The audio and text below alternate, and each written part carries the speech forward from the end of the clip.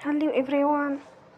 Today we will talk about how to fix the app of Zara. We will go to settings.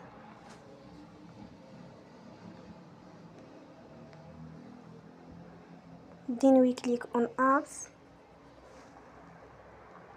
After that we will search the app Zara.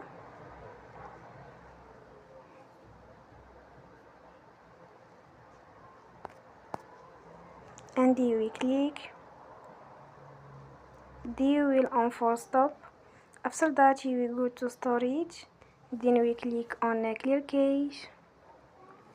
In the end, turn your phone and you will recharge your phone again. Don't forget to support us by like and subscribe. See you next time and thank you for watching.